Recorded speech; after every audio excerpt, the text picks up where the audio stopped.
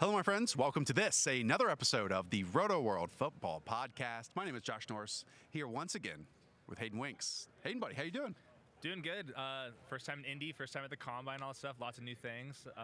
Excited to be here. Well, it is your second day here, and not just any second day, Hayden.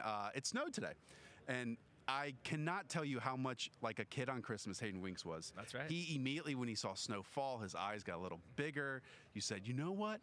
I could count on one hand how many times I've had snow hit my face. What is it? I mean, it's weather, Hayden. It's weather. I think I even said that incorrectly. I'm not sure if that was my first time ever with snow actually hitting my face. I've been in snow.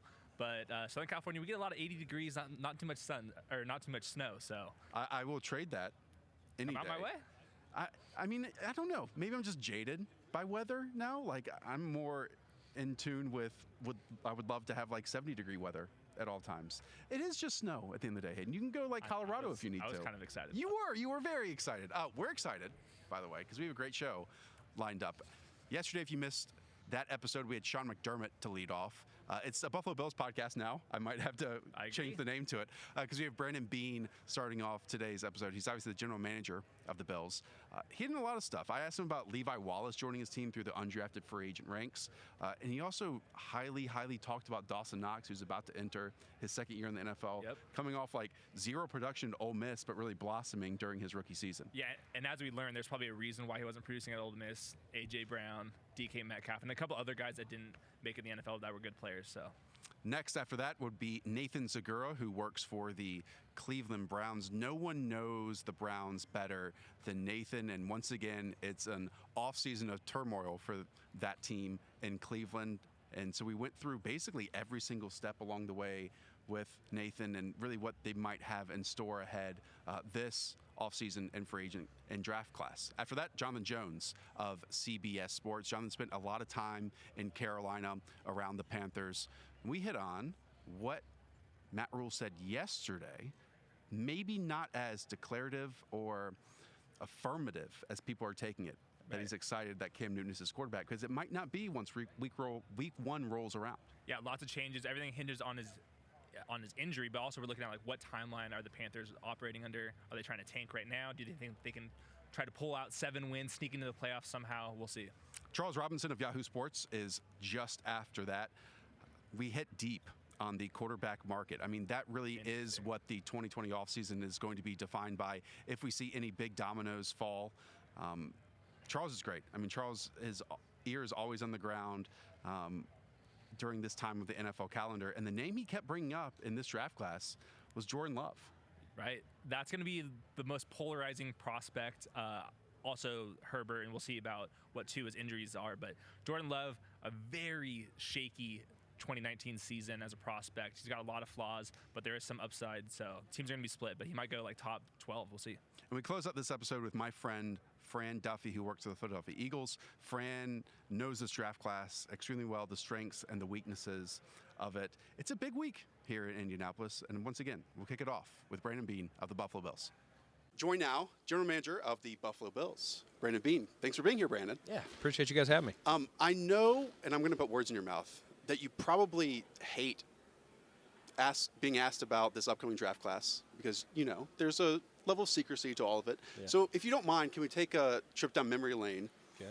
Little time machine down to previous players and maybe tell us a story of how a player joined your roster. Mm-hmm. I would love to hear about Levi Wallace. Yeah. Levi Wallace, an undrafted free agent coming out of Alabama, who's now a starting quarterback for your team. Yeah, so great story. You love those stories. They don't get the glitz and glamour of me trading up for Josh Allen or us getting Ed Oliver last year. Levi, you want to talk about a pro's pro, a guy that was overlooked coming out of high school, and Nick Saban and his staff find out this guy is instinctive, he's smart, studies the game, pro's pro, and he's just always in the right spot. And there was a play to summarize Levi, the Jets game this year, opening game, we were down 16-0, and we storm back and take a 17-16 lead. They have the ball, and Darnold, this was the last drive that we stopped him. Darnold kind of holds on, moves around in the pocket, bought some time, and I think it was Robbie Anderson, I don't remember, got behind Levi a little bit. And Levi in trail mode finds a way to read his hands, not panic. A lot of guys, we see it, they panic and get the interference call, which would have put him in field goal range, and gets his hand on the ball, just reading his hands, knocks it out, and we end up, getting the ball back and running the clock out and winning the game. That play, there was definitely various plays on offense that helped us win the game too, but that play, without that play, we don't win that game. What about his recruitment process? I mean, with an undrafted free agent, it is kind of going back to recruiting. Was that more his position coach at the time? And at what point during training camp did you think, okay, we've got something on our hands, and this guy actually might be an impact player for us? Yeah, so we definitely stayed in touch. We had him on our board as a draftable guy late, and so those guys, you're trying to form as many relationships with you can through the process. We were at the pro day, and another thing that helped us, Brian Dayball, that was his first year with us, and so we got Robert Foster, who was on the offensive side of the ball with Brian. We definitely got Robert because of Brian. Right. And then I think that helped us get Levi as well. I think Levi and his agent also saw that it was a little bit of an open hole. We had Tre'Davious on the one side coming off his rookie year, and maybe this would be a chance. And I think it was just a perfect fit for him. Our scheme fits what he does. And you love seeing that when a guy you didn't even have to invest a draft pick, that you get him. Let's go to last year's draft. Another guy that kind of flew under the radar, Dawson Knox, didn't have a bunch of production in college, comes out here to the combine, blows it up. How do you look at production versus the combine? How do you weigh all that in? Yeah, I mean, the production was probably the hardest thing that definitely has to give you pause, because we've seen guys before show athletic traits and do certain things, and you're going, all right, this is not adding up. Why is he not getting production? What's the reason? But we did enough recon, and we felt, talking to various players at Ole Miss and people on the staff, that this guy, loves ball, former quarterback, so he thinks like that, sees the field, and some injuries had limited him. And so that was probably a little bit of concern as well, the injuries and the lack of production. And without those, that's why he fell. Athletically, skill set wise, you see the balls that were thrown to him, the plays that he did make when he had the opportunities at Ole Miss were good, but he had 0 touchdowns. So again, I knew when I drafted him, I'm like, people are going to kill me, on taking this guy this early with this limited production. But I was glad to see Dawson's success. Last season, he got helped a little bit by Tyler Croft re-injuring his foot and put him in the forefront, but it wasn't too big for him, and I'm excited where he's heading in year 2. I'm a crazy person, so I go back after the draft and watch every single press conference. I also watch all of the behind-the-scenes videos, and there's this moment, Brandon, where the Panthers trade ahead of the Bills in the second round, and you are certain that they are taking Cody Ford, your target player, with that pick. And you could just see the anxiety on your face. Is that feeling comparable to anything else other than that moment? Yeah, as the leader in that room, I had to keep my composure because, if I'm acting crazy, everybody else is going to. But you can't hide, your frustration and, anxiety, whatever word. There was a lot of bad words going on through my head that I didn't say. And I generally have, as I've matured in age, understood just control it within and be patient. And the Lord shined down on us, and we got Cody Ford. And it just, we were so happy that because, again, I knew that Carolina needed a tackle, and you always naturally think that people have them ranked the way you have them ranked. Right. It doesn't make them right or wrong. It doesn't make us right or wrong. But you have your board. You've put all your work into it, and the guy we wanted was Cody Ford compared to where we had him on our board. And so when you know that a team traded in front, that they have that as a position need as well, and I'm very familiar with Carolina. Of course you are. So that was like double stake to the heart. But the relief was clear on your face, I might say. Yeah, I high-fived Joe Shane, my assistant GM. He about broke my hand. But it was fun to see the whole room. I don't remember exactly how Embedded picked that up because they had the cameras. I didn't want people in there. We had them mounted because I didn't even want them. I wanted to forget about it. Right. And our in-house people did a great job with that. But again, it was funny to watch that because I kind of forgot it all because the draft continues. And it can be a blur. Yeah, and it definitely can be a blur. But it was an exciting nerve-wracking moment of the draft for us. Probably more nerve-wracking than getting Ed in the first, just because you think right before your pick, you've been working to try and get up, because we had tried to trade a couple of times in front to get Cody. Interesting. And a team said, no, we're staying here, or somebody beat us to the punch. So when they beat us to the punch for that, I was like, you got to be, but it is what it is. We got them. When you're looking at these draft day trades, does everyone use like the same chart? Does everyone have like their own value picks? How does that work? It's a little bit of both. So obviously you still have the old Jimmy Johnson chart that people go off of, and then there's variations, and as analytics has picked up and value, I think the chart really changed when the new CBA came out as far as the financial model. You're not having to pay Sam Bradford money. It's more the Cam Newton money for that first pick. And so I think the value of those picks actually went up. It was hurtful to your cap back in the day to have that number 1 pick, or even a top 10 pick, whereas now I think there's more value to it because there's cost certainty. Even though it's more than later, it's nothing like it was to Sam Bradford's money versus Cam Newton's money. We'll end with this question. You have had many hats, many jobs inside of organizations during your time in the NFL. You didn't come into the league as a scout early on. Mm-hmm. Where did you pick up your evaluation skills? And was there a light bulb moment where maybe it was a certain player that you evaluated higher than the rest of the league took him, that you kind of realized, okay, I can do this at this level? Yeah, I don't think it was a particular player. What I found myself doing, and I appreciate Marty Herney, who's still in Carolina, for giving me those opportunities. Marty knew I loved talking personnel and really getting involved, and he taught me as much about the salary cap as anybody. But back to the personnel, he let me do some one-off things and get a chance to watch guys. And maybe I wasn't on the road doing things, but I was able to evaluate guys. And there was a scout one time in Carolina. I was talking to him about positions, and he said, you know what you should do? And I took this to heart. He said, go watch, who do you think is the best cornerback? Go watch him. Who do you think is the best quarterback? And watch these guys. This is the marker that you're grading off of. This is the elite talent, the all-pros, across the league. And that's what you're looking for if, you're grading guys up there. And then as their skill set drops, you're dropping either their price tag or their round value. And, the more you do it, the more you're comfortable until you start writing reports. It's one thing to see a player, but to put it on paper, because the job of a scout and what I have to have my guys do is to draw the picture. For them to describe you, and I can sit here and picture without ever seeing you what you look like, what you like to eat, what are your habits off the field, and then what do you do on the field? What do you look like? And how you win. And how you play and what kind of teammates you are. And so it's more than just what the tape shows. It's what's inside the player as well, and what intrinsically motivates him. Is Price's chicken coop what you miss most about Charlotte? That was good, man. Hard to beat that. I think they've been trying to move it around with all the renovations there, but a good spot. Brandon, thanks so much. Really appreciate the time. No, appreciate you guys. Thank you. Joined now by the senior media broadcaster with the Cleveland Browns. His name is Nathan Zagura. Oh, Nathan, we're here again. Yes. Another offseason of change with the Cleveland Browns. I have a lot of questions for you. I'm glad you're here. Let's open with this.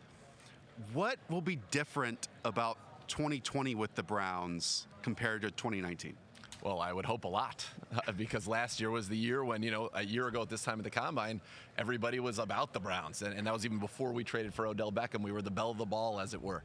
And now it's back to, okay, you got to show us. And so what I hope would be different is that this team, the whole is greater than the sum of the parts. And last year it was not. You looked at the pieces. You had 2,000-yard receivers. You had Nick Chubb, second leading rusher in the league, Baker Mayfield, and yet we didn't even score 20 points in half of our games. Yeah. And so you hope this year with Kevin Stefanski coming in, the success he had in Minnesota, and really the attention to detail, the discipline, all of that he will bring, you hope that creates a scenario for the Browns where the whole is greater than the sum of the parts, and that's what happens when teams get on winning streaks and go to the playoffs. What went wrong? I mean, you mentioned how much excitement there was even prior to the Odell trade, and how many individual skill position players just were fantastic on paper, and even their performances on paper were quite good. Where did it go wrong last year, and is it easily correctable in just one off season? Well, I don't know that anything is easily correctable in one offseason, but that's the goal, right? A lot of teams go from worst to first in the NFL. That's how the league is built. And now, unfortunately, the Browns haven't been on the right side of those transitions over the last 20 years, but hopefully they will be. And I would say where it went wrong week 1. You go out there, the Tennessee Titans is a team that you felt like you were going to beat. You're at home, you had all the momentum, and it ends up being a big blow. And that was a closer game than the final score indicated. But you saw there just a lack of ability after maybe the first quarter to keep things going. We kind of had that nice script on offense, just from an offensive standpoint. You had that nice script, and we would do well on our opening drives. And then after that, it just seemed to get lost. People not on the same page. It seemed that Baker Mayfield didn't trust either his protection. He didn't trust his eyes. He didn't trust his receivers to be where they were supposed to be. There was just a lack of trust, and I think a lack of everybody being on the same page. And when you talk about one thing that could be fixable, I know from 2014 when I was with the Browns and Kyle Shanahan was here, and in that system, I was blown away watching the installs and going from the OTAs to the mini camp to training camp. The attention to detail. Every step by the lineman had to be the same. The pad level had to be the same, whether it was a run or a pass, because you want to marry the run and the pass, make it look the same to full defenses. That's how you see them get those chunks. And Kevin Stefanski's very much from that school, and spending last year with Gary Kubiak in Minnesota. So I think we're going to get a little bit more of attention to detail, a little more discipline, and that should hopefully get everybody on the same page. Not to mention, it's an offense that Kevin Stefanski himself said eliminates a lot of the gray for the quarterback, and I think Baker Mayfield's going to be a very good fit in this offense. Yeah, talking about like cleaning up the structure, I think that's been like a top-down thing. But specifically for Baker Mayfield, what are you looking for? What do you think the coaches are looking for with him to make that next step? We're looking for him to go back to what we saw in the second half of his rookie season, when the Browns were really one of the most electric offenses in the NFL, when the quarterback's playing well. By the way, the protection seems better, even because it was basically the same guys during that 8 games minus Zeitler that it was, last year, and all of a sudden the protection was an issue. And so you want to see him being comfortable in the pocket, comfortable with what he's seeing, making quick decisions with the football, accurate passes, which has been a staple of really his entire career other than last year, and seeing everybody on that same page. And I think for Baker, it's going to be a little bit about, and he said it, I've got to grow up a little bit. And I think last year, he even admitted to Aaron Andrews before our Thursday night game against Steelers, I wasn't as prepared for this season as I should be. And if I know Baker as well as I think I do, I think that's going to fuel him. Last year's disappointments are going to fuel him. All the people that piled on are going to fuel him. And so I think we're going to get the best of Baker this year. We'll find out what that is, right? But I think he's going to put in all the work necessary. He's going to be very prepared. I think he's going to be in better shape. He's talked about that, something that is really going to be a focus for him this year. And I think we'll see the best that he has to offer. Introduce Andrew Berry to us, because this is a GM now that, came into the organization under Sashi Brown. That's right. And then, like many decisions in the NFL, you go from Sashi Brown to John Dorsey, who's all about quote-unquote real football players. Is Andrew Berry just somewhere in the middle, trying to find that perfect medium between the two? So Andrew Berry, if I was just to give you the resume and say, okay, this guy that played college football, was 3 times all-conference in college, and then started off as a scouting intern, rose his way through the Indianapolis Colts organization to become director of player personnel, et cetera, then goes and gets a promotion with a second organization, leaves that one to get a promotion with a third organization, all in the football side of things, and then comes back and is now the youngest GM in history. Say, this guy must be a total football guy superstar.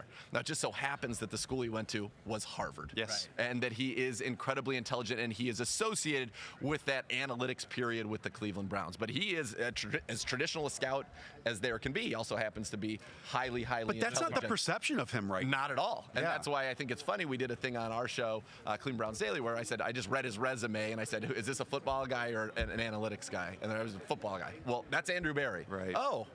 How is that possible? That's who he is. So what you have is a guy that's been around a lot of very, very talented talent evaluators, and a guy, I'll tell you this, the year he spent with Howie Roseman in Philadelphia, I think was transformative for him. Right. I asked him when he came back, I said, you've been under some very, very well-respected GMs.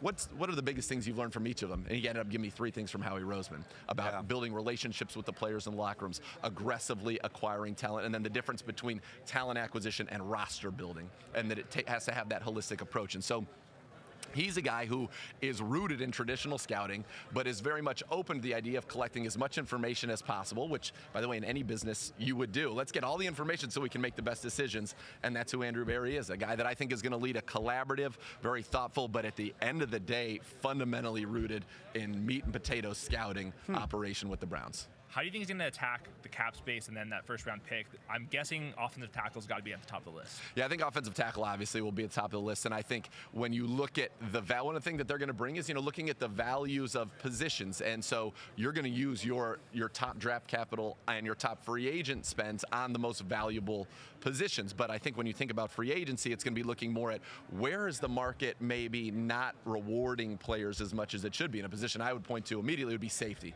Safeties have a big impact on the game. They're not compensated at the level that, say, a top corner is. And so Anthony Harris from Minnesota, who has ties to our staff, obviously Stefanski, Jeff Howard, our DB coach, Joe Woods, makes a lot of sense there. But in the draft, I think to get a premier tackle, you have to pay a lot of money. But in the draft, you get to get them at a little bit of a discount. So I think that's where they'll go at 10. It's odd because I think just a few years ago, right tackle would have fit the label that you're talking about, because there was this perception that left tackle and right tackle were so different. And honestly, the Chiefs were a beneficiary of that from the Cleveland Browns, with Mitchell Schwartz treating him like he was just a tackle and not left or the right side. Can we go through some quick hits with some players on the roster now, and you kind of give us your thoughts on each one? Where does David Njoku stand right now? So David Njoku is a guy who, like a phoenix, has risen from the ashes. And I think had things not changed, I don't think that David Njoku is a Cleveland Brown in 2020. But now this is Andrew Berry, who is a part of that front office, and at the time was a top talent evaluator that selected him in the first round. They believe that he has the opportunity to really hit his ceiling. They think this offense, which is very tight end friendly, fits his skill set very, very well. I think that you want to see improvement as a blocker, but let's not forget, 2 years ago in his second year in the league, this guy had over 600 yards receiving. He can stretch the seam, stretch you vertically, a great athlete who's still very new to football. So I think David Njoku and Kevin Stefanski actually said yesterday, we have big plans for him. This is a big year for him. We've communicated that to him, and I happen to like the Chief a lot. I know him pretty well. He's one of the colorful personalities there, and let's just say this. He was one of the happiest people about the scenario that unfolded because it gives him a new lease on life. How do you think they're going to handle the running back touches? They said yesterday that Kareem Hunt's likely going to be back. Yep. And then Nick Chubb, of course. Yeah, Andrew Berry said that they will tender Kareem Hunt, a restricted free agent. Didn't say what level they'll tender him at, but obviously it'll either be first or second round. Right. Nick Chubb's unbelievable, and there's awesome. Everybody loves Nick Chubb in that building. He comes in, he works, he doesn't talk, he's all about the business. 1,500 yards last year, 5 yards a carry. He is one of the best wide zone runners in the NFL, and that's now going to be the system, which is a tremendous fit for him. I think that, hearing from Alex Van Pelt and hearing from Stefanski, this is an offense that's going to have two receivers on the field the majority of the time. Now, sometimes it'll be two tight ends, sometimes it'll be two backs, maybe even a traditional fullback makes its way back to Cleveland. In fact, it will. But Lawrence Vickers making his return. Yeah, maybe, bro. Yeah, Vickers, a fan favorite in Cleveland, absolutely. So I think you'll see them both on the field together a lot, and I think it's a good way to keep him fresh. I think there will be plenty of touches in this offense. And even if you think of Minnesota last year, Dalvin Cook was obviously the main man, but Madison had a very nice season, and even at the end of the year, Matt Boone, other than when you needed him in Week 16 for the fantasy players out there, was very good filling in. So I think you'll see a lot of Hunt. I still think Nick Chubb is going to be the focus because, frankly, he's one of the elite players, and that's no knock on Hunt, who was the leading rusher in the NFL a couple of years ago and dominant in his own right. It's a good situation to have. Maybe no one on the media side watches more Cleveland Browns tape than Nathan Segura. So this is the question we're going to end on. Who's the unsung hero of this Browns team right now? Like the one player that you think doesn't get enough positive love out in the field. Now, it's difficult. It's not like they've been winning a lot of football games, but there's some talented pieces, like we opened this conversation by saying. Is there one that comes to mind as deserving of more attention? All right, so I'll give you a couple because why not over-deliver for you? But I would say J.C. Tretter, in terms of what he does as the center for this team, is underappreciated, I'd say, league-wide. I think he's very appreciated in our building, signed that extension. But two guys that I would keep an eye on as I think people that could really come up this year, one would be Mack Wilson. I think very talented player out of Alabama who really was thrust in the fire probably before he was ready to play. But from a physicality standpoint, he brings a lot. On the back end, I would say Terrence Mitchell. I love Money Mitch. First of all, a tremendous guy. I think the signal moving on from T.J. Carey said, yes, we believe in him as a third corner. Played great 2 years ago as a starter. Last year, never played, but when he got on the field, all he did was collect turnovers, take the football away from the opponent. So I think he's a guy to keep an eye on. And then a little deep sleeper as an athletic tight end. I really like Ricky Seals-Jones. 4 touchdowns last year. He's a receiver by trade, was a 5-star recruit as a wide receiver coming out of high school. He is a good move tight end, and we'll see what they do in that room, but a guy that I thought, came in at immediate impact against Baltimore in really his first game, and a guy that I think adds a lot to this offense. You mentioned Mack Wilson. They drafted Sione Takitaki last year in round 3. Yes, they Christian did. Kirksey's a mainstay on this team. Reading between the lines here, doesn't seem like Joe Schobert's coming back. So I think this is one of the biggest, in addition to Olivier Vernon at defensive end, what you do with his $15.5 million contract right now, the biggest question is linebacker, because Schobert's a Pro Bowler. Schobert is incredibly smart. Andrew Berry said they'll meet with his reps here this week in Indy. The question becomes, as we talked about analytics before, right? How much money do you invest in an off-ball linebacker? Right. That's the question, because Joe Schobert's going to command a lot of money. He's a very good player, very smart player. Last year had back-to-back games with multiple interceptions, something that hadn't happened in almost 20 years. I love Joe Schobert. He's all football, all business. I think culturally a great fit. If they can make sense, I think he'll be there. The guy that I wonder about and personally love, heart and soul, longest tenure player on the Browns alongside Joel Bitonio is Christian Kirksey. Yeah. He's at $9 million on the cap this year. He's played 9 games the last 2 years after never missing a snap before that. You wonder, with the way Mack stepped up at that will linebacker, I don't know that both Schobert and Kirksey will be back. Certainly not under the current circumstances. So I think that's the question. What do they do at linebacker? They like Takitaki a lot. Nathan, thanks so much, man. Go and check out Cleveland Browns Daily and really everything else he puts out to be in touch with the Cleveland Browns.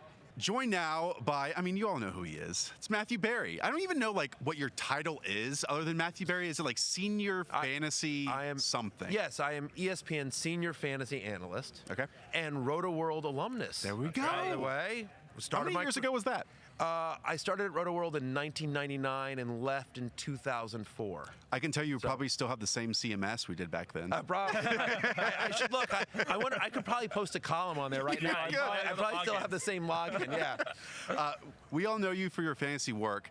Some of us also know you from your angry tweets, probably Sunday around 4:25 after watching the Washington Redskins play. Yes. Let's dive into that first.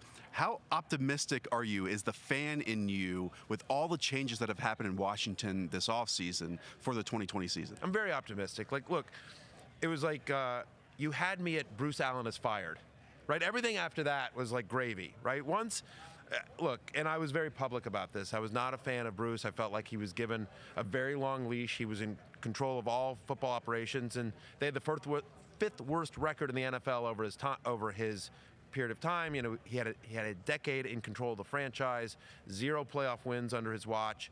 There's a zillion stats that I could just dog, but I want to be optimistic here. So I was very happy that Daniel Snyder and the organization made that move. You never want to be happy that someone got fired, but it was clear that it was time for a change in that organization. I've met Ron Rivera only once in my life. Came away impressed. This was many years ago when he was with Carolina. I have yet to find somebody to say anything bad about Ron Rivera. And that's not tough to do in the media, to find somebody that, behind closed doors, off the record, say, actually, that guy ain't that great. I haven't found anyone that can say anything bad about Ron Rivera. Just a quality man, a quality coach. And people talk a lot about, culture, but I think it's a real thing, and I certainly think it's a real thing with him. And so I was excited about the fact that Ron came in. I'm optimistic about Scott Turner as the offense coordinator. I think he's going to be very good as well. I was very impressed with what he did with Kyle Allen last year and the production he got out of Kyle Allen in that offense last year. And so in Carolina. So yes, very optimistic, cautiously optimistic. There you go. Cautiously is the right way. Listen, they've got a lot of holes on the team. They've got a lot of needs. It's not going to be overnight, but for the first time in a long time, I have legitimate hope for the franchise, which I didn't have before. Nice. Maybe we'll get some rookies coming in there to help. What is your process when evaluating these rookies? Are you watching a lot of tape? Is it just waiting for the team needs and everything? What's your process from a fantasy perspective with these incoming rookies? Yeah, it's a little bit of both. So it's definitely some watching some tape, but honestly, it is. I'm not grinding tape right now. Right. You guys could ask me about a prospect and be like, I don't know. I don't watch college football during the season because I'm so busy. I'm in front of a microphone Sunday through Friday during the season. Right. I'm in front of a camera and a microphone at ESPN. And my one day off, Saturday, I introduce myself to my kids. And then I do, 4 hours of television on Sunday morning. So my Saturday nights are spent prepping for that. So I try to catch up on college football in the off season, which is what I'm sort of doing. But I will wait until those players get on teams, and then I will start grinding the tape on them. Because again, we always talk about in terms of fantasy, You guys know this as well. Fantasy success is not only about talent, but also opportunity and scheme fit, right? I mean, like, the perfect example I always give is Derrick Henry. Like, his year that he came out of Alabama, I was just like, Derrick Henry's going to be a monster. And he gets drafted by Tennessee. He's behind DeMarco Murray. And you're like, well, there goes that. Right? You know, his fantasy And then value half a season behind Deion Lewis the season after that. Right. Yeah, I mean, exactly. So, you know, there was like two. I think he actually was behind Mark Murray for 2 years. Yeah. And then Deion Lewis for like half a season after that. So, so it's a lot of that, understanding like, okay, I like the player. Like, not to harp on Tennessee, but like if you go back and look at my preseason stuff last year, one of the things I said my favorite wide receiver coming out of college last year was A.J. Brown. But now he's in Tennessee, and I don't think Marcus Mariota, I think the jury's still out on if he's any good, and it's a run-first offense, so no thanks on A.J. Brown. I love the kid's talent, love him in Dynasty, but not this year. And honestly, it wasn't until Tannehill took over that we got to see A.J. Brown. Right. So it's not only talent, but also scheme fit and where they land. So peeling back the curtain here a little bit, if it's not about necessarily the prospects right now, what does Matthew Berry get out of NFL Combine Week while you're here? Yeah, it's mostly media appearances on this podcast. I came just entirely to try to get on this podcast. I feel like I'm a success. We'll send you a So, check. it was a lot of just awkwardly standing around you guys, hoping you guys would notice me. Of course. Like, hey, Josh, can you think no, honestly, it's a couple of things, right? So it's mostly networking and trying to get information about current players, right? And so talking to coaches and executives and assistant coaches, both on the record and off the record, getting a bunch of background stuff. Every year I write a column where I sort of go through all the nuggets I've learned. And so I'll give an example from last year.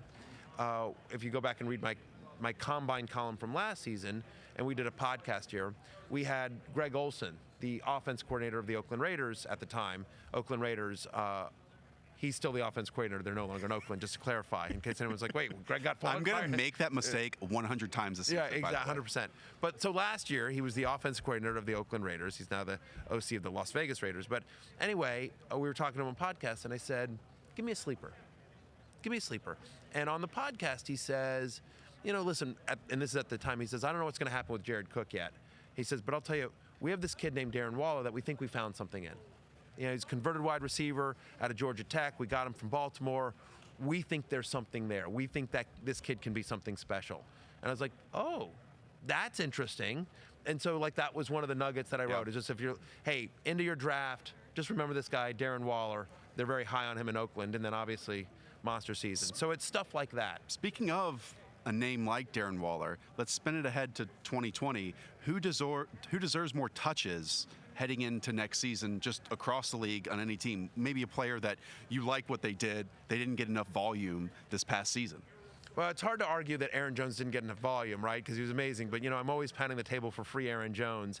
And, you know, I don't know if you saw it, but Coach LaFleur basically was asked, hey, given the success of Aaron Jones last year, especially when Jamal Williams was injured, could you see more of a workhorse role for Aaron Jones this year? And he was just like, no, like, we need both guys out there. In fact, we probably should have a third. I'm like, oh, wait, are we back? Do I got to bring the hashtag back? Is he no longer free? Like, what are we doing here? That's a great question. Like, other people that I think need more touches, I have to think about that. I mean, I think, you know, probably some of the obvious guys, like, you know, it's hard to say Deebo Samuel is going to be a sleeper at this point, but, like, I mean, that's a guy that I think is just, like, really, really, really special. He's going to get more touches, so it's hard to say he deserves, you know, he needs more because he's going to get them. Speaking of the Raiders, I mean, I would love to see Josh Jacobs actually get involved in the passing game. Yes. And I don't know if you heard, but, you know, they talked about that. Mike Mack talked about that they want to do that. They want to involve him more. So that was interesting. I thought, you know, we're just talking about sort of big name guys here, but of course. I mean, like, I'd love to see, you know, Dallas Goddard get more of a full-time role, Definitely. right? Yeah. In Philadelphia, like, you know, think a really special player that sort of shined. I'm a Micah Gallup believer. Yeah. I thought it'd be interesting to see what happens with the quarterback situation and everything they have going on. But how about Rashad Perriman in Tampa Bay, who I thought he's had this star-crossed career. He was a first-round pick. He was injured. He plagued by drops. Winds up in Tampa Bay after kind of kicking around the league a little bit. And like down the stretch, like if you watch those games, like he was making contested catches, one-handed catches. He was running unbelievable routes. And you're like, that's the first rounder that they drafted. And so, and a lot of it, obviously, you had Godwin and Evans injured. So how much? But you know what I mean? Like Totally. Like, and you're not benching Mike Evans or Chris Godwin, but it just feels like somehow they got to find some touches for Brashad Perryman. I've seen you retweet a couple fantasy punishments. I've seen the Waffle House punishment. Yeah. You have 24 hours, and you can eat as many waffles to take an hour off the clock. What's your personal favorite fantasy punishment? Last place. I always love the tattoos, right? But would never do them. Right. Has anyone tattooed you on them yet? Twice.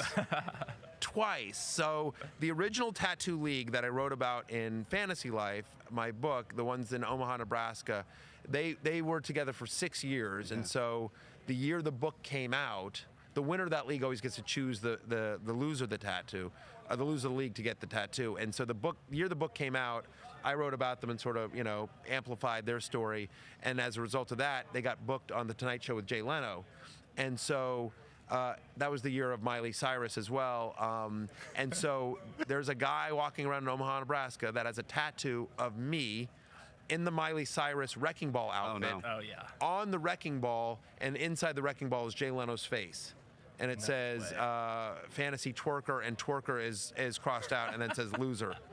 It's unbelievable. I'm not an attractive person, but especially when you put me in the Miley Cyrus wrecking ball outfit on some guy's leg for the rest of his life. And then there's another tattoo league that they've told me I'm the punishment this year, that there's going to be a Matthew Berry tattoo there as well. I'll give you two last punishments that I absolutely love that are my probably two favorites. One is there's a league in Brooklyn, New York, where the loser of the league has to dress up as a lion, and the rest of the team hunts him with paintball guns. They chase him through the park with a paintball gun, and he's dressed up as a lion, and So I think that's pretty good, pretty clever. And then, you know how like at elementary schools they'll have like 8-foot hoops? Yes. That you can dunk on. That you can dunk on. And so the loser of this league had to stand under the basket while everyone in the league dunked on him. And they videotaped it, and it's on YouTube somewhere. They videotaped it, and they slow it down, and they got the music, and so he's just got to sit there and let everyone posterize him. That's amazing. I thought that was pretty good too. This is quite a brand you've built, Matthew Berry. Let's close it with this. You have a show on ESPN streaming platform, and it is different than any other show on ESPN. And I'm sure you have, some belief in yourself that, I helped with this. What it goes into like pitch meetings on ideas of sock puppets with ESPN executives to get those on the show? So you're talking about the fantasy show on ESPN Plus, and so what happened there is Norby Williamson, who's in charge of all of our production, he's like, I don't know his exact title, but basically he's in charge of everything. He's EVP of studio production, I think. But anyway, so Norby Williamson, who is a legend at ESPN, brought me into his office and just said, you ever seen Mad Money with Jim Cramer? And I said, yeah, of course. And he said, we want to do, we like that format, and we're thinking about a version of that with you, but around fantasy. And I said, awesome. And he said, and he's like, Ed Eck, and I said, of course. Ed's a good friend. He says, Ed will produce it. He says, go figure out what you want to do. He says, my only rule is it can't look like anything else on ESPN. So Ed and I said, okay, great. And I've always been, if you've followed my career at all, I'm a big believer that fantasy is fun. Like, it's a game that we play, right? For so many people like dominate your league and crush your opponent and everything. Like, we want to win, but ultimately it's a game we play for fun with our friends. And I just sort of thought, as we talked about it, whether it's Pee-wee's Playhouse or you think about Avenue Q, I'm a big Stern Show fan, as fans of mine know, and so back in the day, they brought them back. Back in the day, I used to love Gary Puppet and Jackie Puppet, and so I always felt like you could get away with more with puppets than you could with humans. And I thought, if we have puppets, it doesn't look like anything else on ESPN, and we're going to be able to be a little bit more subversive. I think we're going to be able to get away with a little bit more than we could if we just had 3 guys at a desk, right? And So yeah, and it's gone well. I was like, we literally have a sign in the studio that you can see. Like every show, I walk out of the door into this sort of Pee-wee's Playhouse type studio, and on my right-hand side there is a big sign similar that you would find like in a warehouse or a factory that says, days without being canceled. Right, it's in one of those days without an accident kind of signs, and so it's days without being canceled. And we're like, we'll probably get to 30 before they realize what we put our puppet show on. But we're going into our 4th season. We've already been renewed for our 4th season. So thank you to everyone that goes along for the ride and tolerates my puppets. They make me laugh. I have very funny, dirty puppets. Well, congratulations on that. Thanks for taking a flight just to be here on this podcast. We appreciate it, Matthew Berry. My Thanks so pleasure, much. guys. Thank you. Joined now by CBS Sports senior NFL reporter. His name is Jonathan Jones. I would even call him a friend. Yeah, is that fair? Friends. We're like media work friends. We're not legitimate friends, but at the Combine, we are friends. Yeah, I'll take that. You spent a lot of time in Charlotte covering the Carolina Panthers. Let's start there, because I would say that was one of the most important stories coming out of the Tuesday pressers. A lot of people interpreted Ian Rappaport's report, and then also Matt Rule's statement that he's very excited to work with Cam Newton, as saying that Cam Newton will be the starting quarterback in 2020. I'm a little skeptical of that. Where do you stand on that? We are no closer to having the answer on Cam Newton today as we were yesterday, as we were a month ago. The fact is, and David Tepper, the owner of the team, continues to say this, if Cam is healthy, when Cam is healthy, all of these things, there's always the eternal caveat. And in the initial report, there were a number of caveats, even in the initial report, that there's a lot that can happen. There's 200 days between the time of that report and the start of week 1. So yes, a lot of things can happen. Here's what I know, is that Cam is not able to pass a physical right now. And may he be able to at the start of the league year? Potentially. What team is going to give up a 3rd-round pick for him if he can just barely pass a physical? You continue on into the draft, into June and July, when he's finally able to get back onto the field. Do you cut him? Well, I mean, why would you cut him? The only reason that you would cut him is if you were tanking the season. And I don't think the Panthers have come to that realization yet. Interesting. Because they're going to be bad. This is a very bad roster. Yeah. Even if you have a healthy Cam and a healthy and paid Christian McCaffrey, it's still a bottom 4 roster. Yeah. But here's the thing, though. With those two, you go 6-10. And that's purgatory. That's in the middle. You don't want to. You want to go 2-14 if you're going to be bad, right? And so I think the Panthers still have a number of decisions to make, some very hard decisions to make. Will Cam be the starter in week 1? Maybe, probably, but so I don't know. Let me throw out a scenario for you. Let's say, because he's on Cam, a 1-year, $19 million contract right now. Let's say no one comes calling, right? And he can't pass a physical until after free agency and after the draft. No one comes calling. Will Cam even play on a non-guaranteed contract with no future money left possibly in his bank account? I think that he would. I know that he would push to get some years, to get some money, like anyone would in that position. I ultimately think he would. That is not coming from the voice of Cam. That is not coming from any agents. I'm not sourcing that. Just simply what he has said, how he wants to be in Carolina. He very much wants to stay in Carolina. He understands how good he has it personally and professionally in Carolina. And so I know for a fact that he does want to stay. Does he want to be beholden to whatever deal they hand him? More porridge, please, Mr. Tepper. No, I don't think that's the case. But he is happy in Carolina, and I think that he would do it with all of the circumstances. Because remember, it's not just the foot. It was also the ankle. It was also the ribs. It's also a concussion or two. It's also the back. There are a number of things with Cam, like definitely the shoulder. Yeah, definitely the shoulder. Yep. They have the 7th overall pick. How likely do you think they're going to go with the quarterback? I mean, obviously, that's really dependent on Cam Newton. And if they don't pick a quarterback, what positions do you think they'll target? Just seems like Derek Brown, right? Every mock kind of has, right? Derek Brown, that makes a lot of sense. I cannot see them taking assets and trading up in this year's draft. Because, again, it all goes back to what is your goal? And if your goal, David Tepper and Matt Rule continue to talk about rebuilding. They put out the message to season ticket holders who, before free agency hits, hey, re-up on the season tickets. Well, you only do that if you know that you're going to stink. You're going to stink. Yep. And so, again, what you have to do is you have to lose a lot of games. And when you do that, they need the Miami Dolphins plan. I can talk till I'm blue in the face. We all understand what the Miami Dolphins plan was. Yeah, and they just coached too well. They coached too well. And Ryan Fitzpatrick didn't do the Ryan Fitzpatrick thing. Like, he was good Ryan Fitzpatrick too often.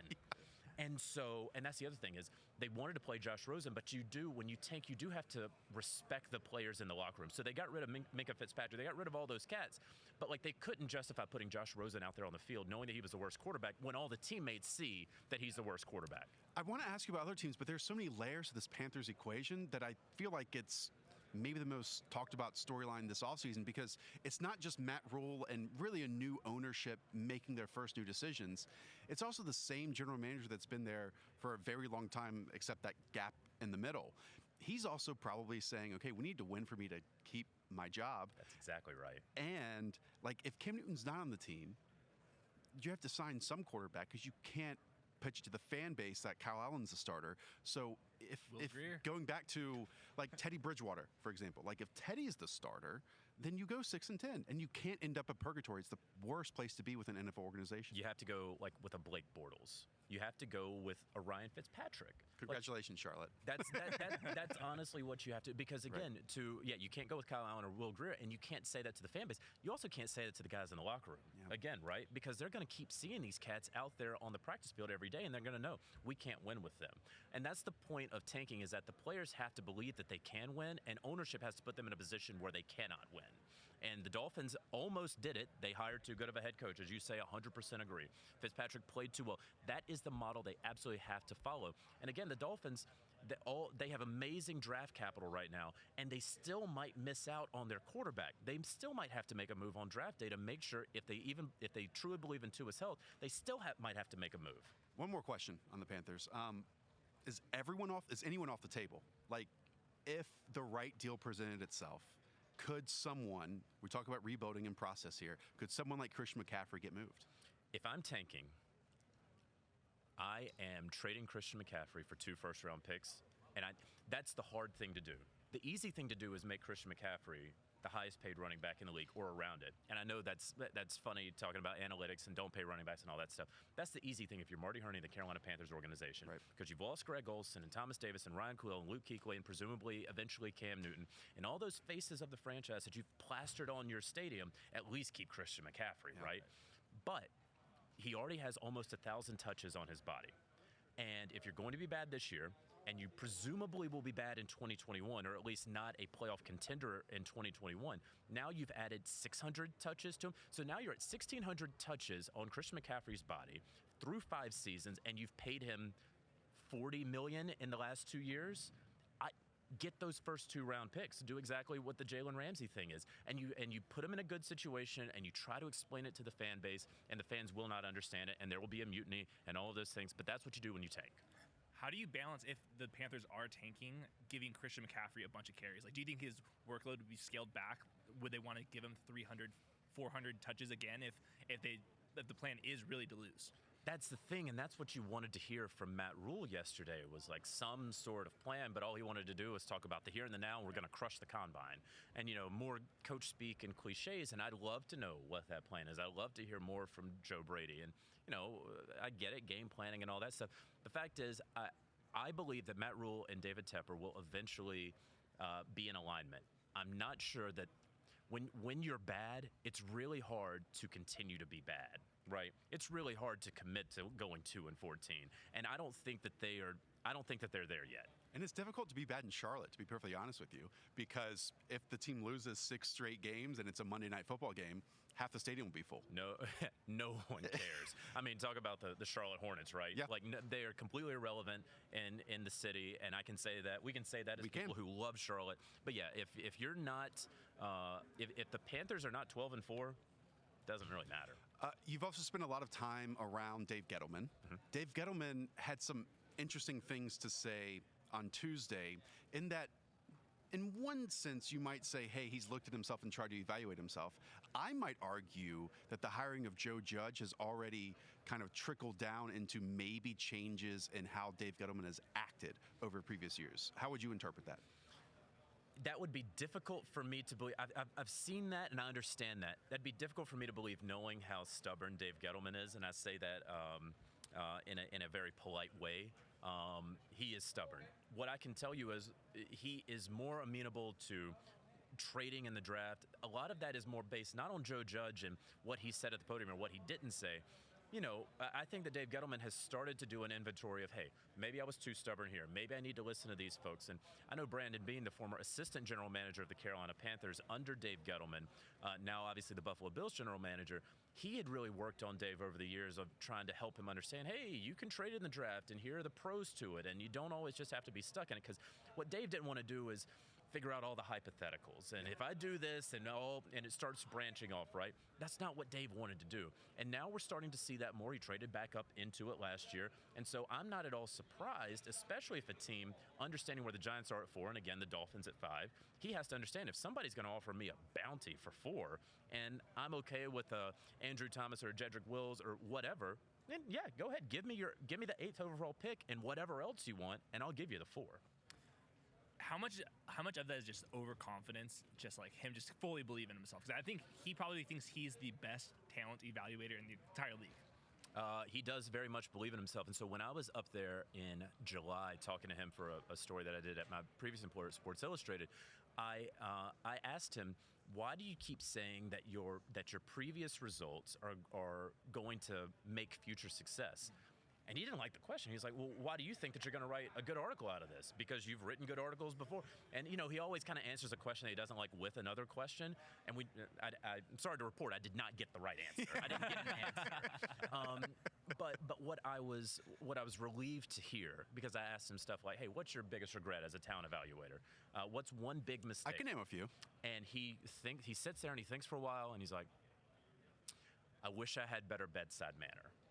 And he said something, yeah, and I was like, hey, that was nice and self-reflective. It took him a very long time to get to that point. But after this season, when he said, I wish that I should have known that you can't win as much as we wanted to win while we're rebuilding, right? He put that sentiment out there. I was like, thank you for some self-reflection and some introspection and saying, you know what, maybe I don't have the answers all the time. Jonathan, you're the man. Thanks for joining us. You are the man. Really appreciate it. There we go. Joined now by senior NFL reporter with Yahoo Sports. His name is Charles Robinson. Thanks for lifting your ear off the ground to join us here. You have everything covered. You have like over, 240 heights and weights listed on your Twitter feed right now. That is a full-time job you have here at the NFL Combine. Yeah, it is. It's a lot of... I'm getting up at like 5 a.m. every morning to kind of like set things up for that, make sure that I'm going to get these heights and weights. And it's as you go out at night, you're like asking about free agency, how are these guys interviewing, what do you think of the class so far or whatever. It's the 2 a.m. like laying your head on the pillow and then being like, I got to get up in 3 hours. Do I really want to do this? Do I really care about, the offensive line weights? And I'm, ultimately it's for the Twitter feed. It's for social media. So yeah, I do care. Let's start first in free agency. I feel like this offseason is going to be defined by the quarterback position in free agency. Absolutely. Yep. I'm very fearful, though, that all these big-name quarterbacks are just going to go directly back to where they came from, and there's not going to be any fun to be had. Right. Do you think it's headed in that direction, or one that's maybe a little more exciting?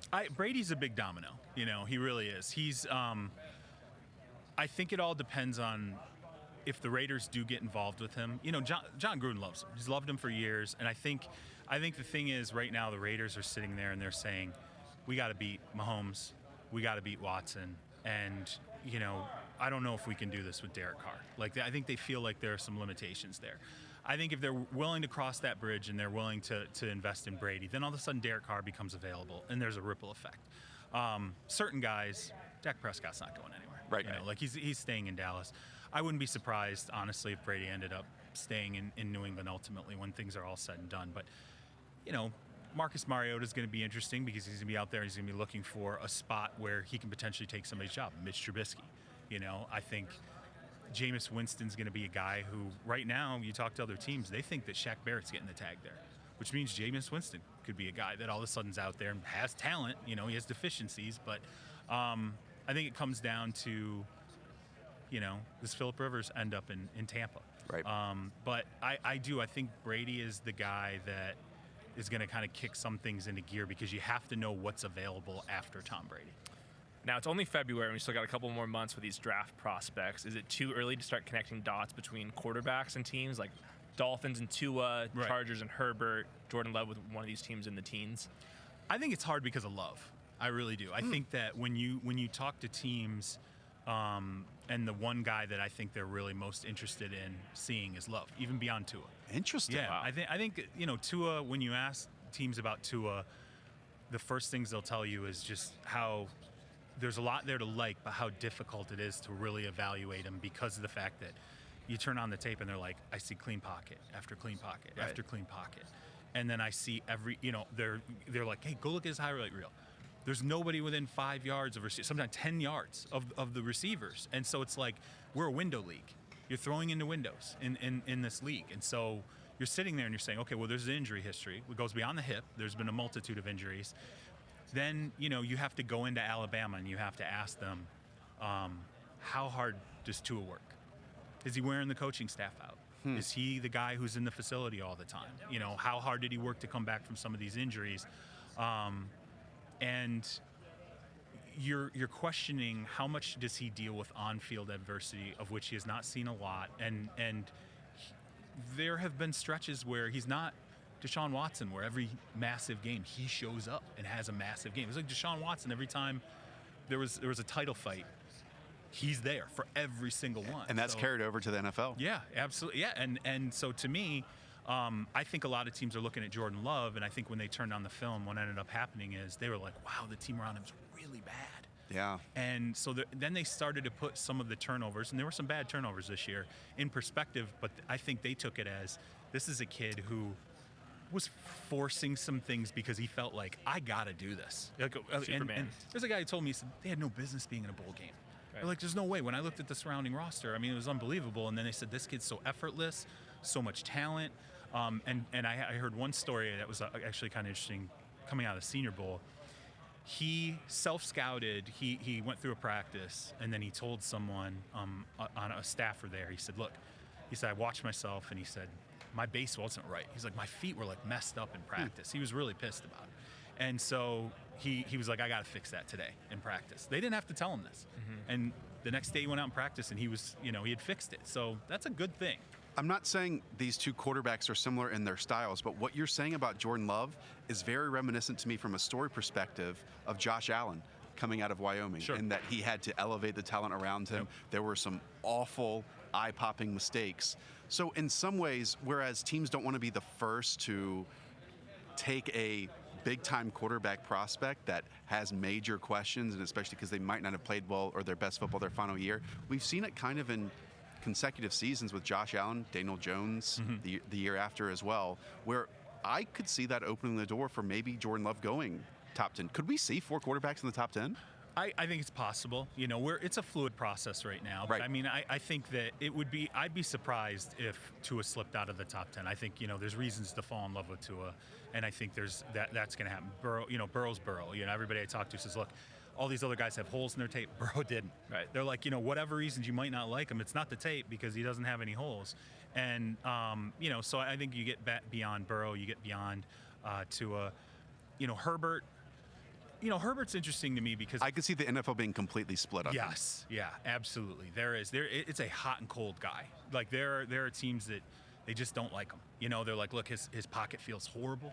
They're like, he's going to have problems where he's not going to know where things are coming in the NFL. And then once he starts to get hit, he falls apart a little. But then there are other people who are like, he goes to the Senior Bowl and they let him move around, run a little bit, use his athleticism, and they love that. And they thought he had a good week there, and he wasn't an awkward kid, socially.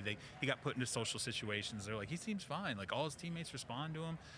I think it's hot and cold with him, so I wouldn't be stunned, honestly, if Love lights it up, and then you see Herbert end up slotting in that 4th quarterback spot. But I think I think it's very fluid right now, and I think this is definitely one of those years where I could see it being the closer we get, the hotter these guys seem, and all of a sudden everybody's shoving up into that top 10.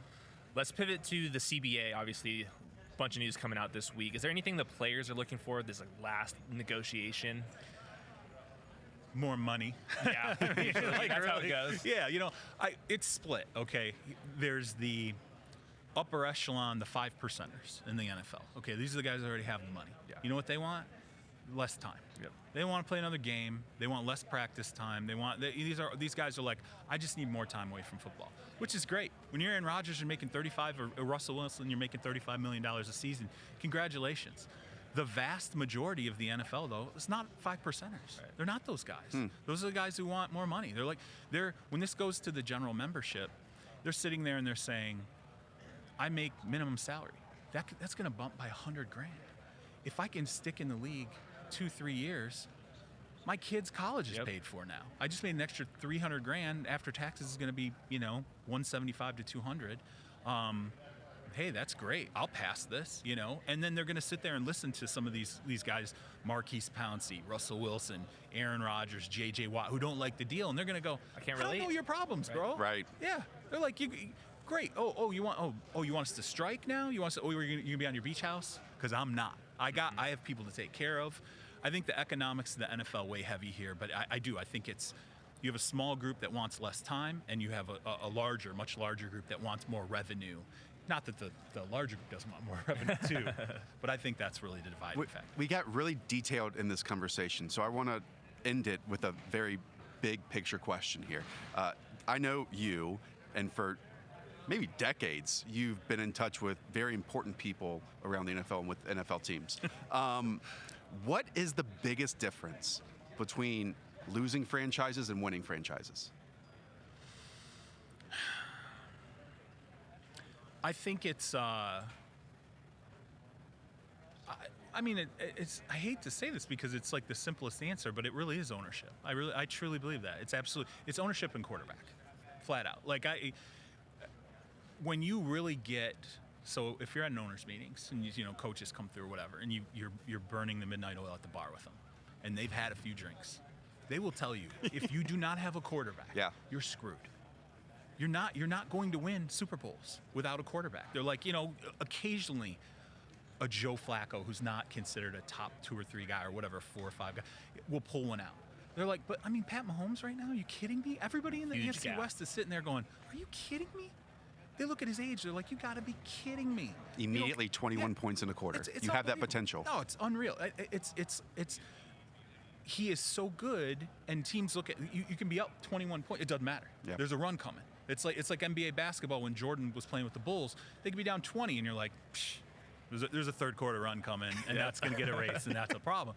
That's what some of these great quarterbacks do. So I think there's that element of it. And then I think ownership, being willing to hire the right people, the right tandems, not just a coach, not just a general manager, but find the right fit, and then delegate and let those people do what they're going to do, and then not meddle. It's part of why Cleveland has been so bad, is because Jimmy Haslam can't take his hands off it. But it also, before Paul Allen passed away, may he rest in peace, he took John Schneider and Pete Carroll, who there's some dynamic tension between those guys, but they were always successful because they were working for each other. And they knew what the other guy wanted, and they shared a lot of the same values. And it's why Seattle wins the Super Bowl, has a ton of high-paid players, and all of a sudden they're all out the door, right? All these defensive players, Michael Bennett, Richard Sherman, they just had a glut of guys go. And they go through a micro rebuild, and look where we are again. They had the quarterback, and then they had the leadership to do the micro rebuild and work together. So, those are. It's the simple answer, but it is what it is. It's true. You can't win without elite people at the top and then the quarterback. This was awesome, Charles. Thanks for the time. Really appreciate it. Absolutely. Thanks for having me, guys.